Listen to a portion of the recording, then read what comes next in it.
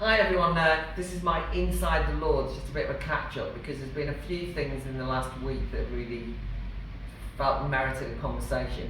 The first thing is that there was a frustrating week in as much as I didn't get taken in on questions that I really wanted to. Actually, the House of Lords is relatively full at the moment, everybody jumping up and down since the King's speech. This week there was a question from Shami Chakrabarti, Baroness Chakrabarti, and it was on the issue of violence against women and girls. And these questions are just 10 minutes, but I wanted to mention the fact that I was desperate to get in, and I made that terrible mistake of giving way a couple of times to a few more. I didn't really fight my corner. But in a discussion on violence against women and girls, there was only one person who mentioned what had been all over the newspapers at the weekend and which I wanted to talk about, which was the rape and sexual assault on Israeli women on October the 7th. And the reason why it was very important was because a range of female journalists had noted that despite the glaring evidence of what had happened, I'm afraid that a number of commentators had looked the other way. So I wanted to ask the Minister, in response to Baroness Chakrabarti, who you will remember had some association with some anti-Semitism in the Labour Party row, so I thought it was important to raise it, that there would be a discrediting of the whole campaign against violence against women and girls if there was two-tier responses, a double standard in responses. And I was going to use the example of the grooming gangs in the north of England, where Me Too at Westminster and amongst celebrities would hit the headlines, whereas those girls who are being sexually exploited in the north of England were just ignored, and anyone who raised, any whistleblowers who tried to raise that were also sidelined. And at the same time, we had White Ribbon Day about violence against women and girls only last week.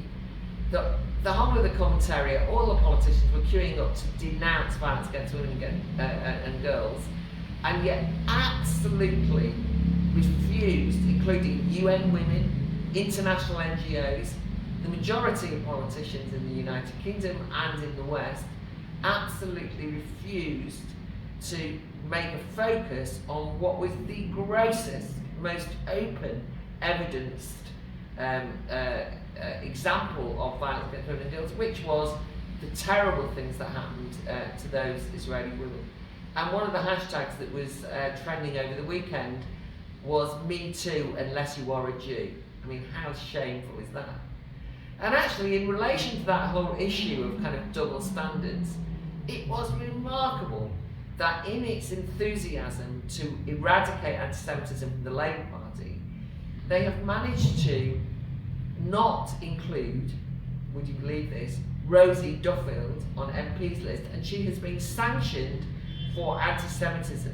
And what did she do wrong? She liked a tweet by Graham Linehan on the issue of Eddie Izzard, which was deemed to be anti-Semitic. And this is Rosie Duffield, who was one of the Labour MPs who actually stuck her neck out, fought against anti-Semitism when it was actually open and explicit in Jeremy Corbyn's Labour Party.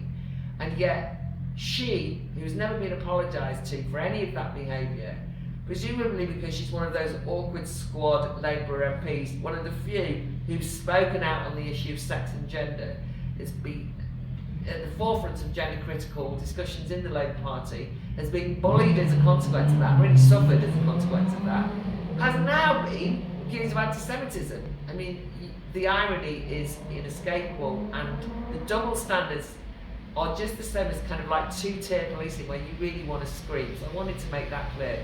And on this Substack, or underneath this, you will see a Graham Linehan has written to the disciplinary committee or the legal department of the Labour Party, really trying to rectify this, and I really hope you'll share that. So that's one thing that happened. The only other thing I wanted to talk about was today, which is being filmed on Tuesday, but you probably won't see it for a couple of days, but anyways, David Cameron's first turn as Foreign Secretary being scrutinised in the Lords.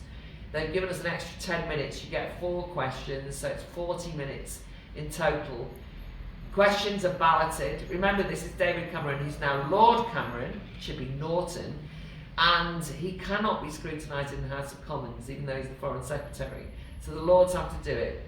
The questions are balloted, and there was a number of questions. The key ones, I suppose, were on Ukraine. There was one on Belarus, which was kind of interesting, but a bit to the side. There was one from Kate Hoey, Baroness Hoey, on the relationship between the UK and the EU. And despite the fact that I jumped up all through that, I didn't manage to get taken. So, my New Year's resolution, by the way, is that I'm not just going to try and respond to questions, but I'm going to put in for a lot more questions in the ballot, because I'm really fed up of this. It's happened a few times, and God knows I'm quite forceful. But because I'm not in a party, I just can't edge my way in.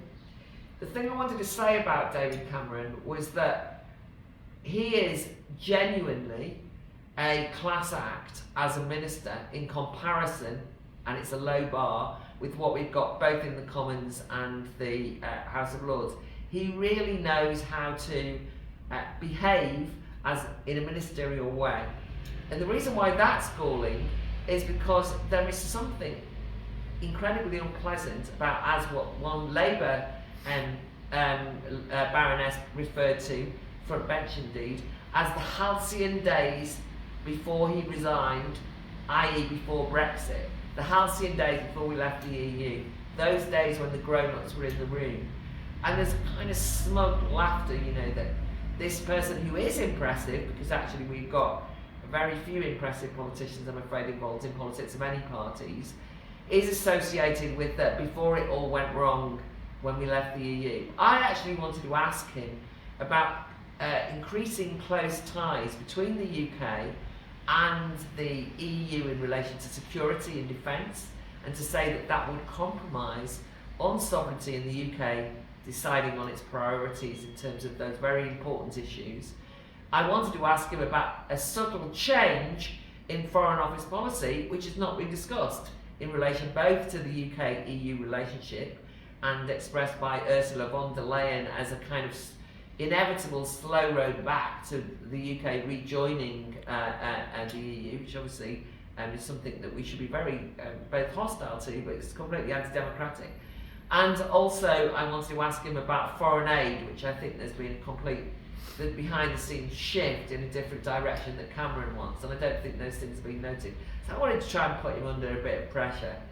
One of the things that I realised with Cameron was everyone that he responded to, he very professionally, in a way, knew something about them, noted when they were both on some committee together, when they had done some work on this.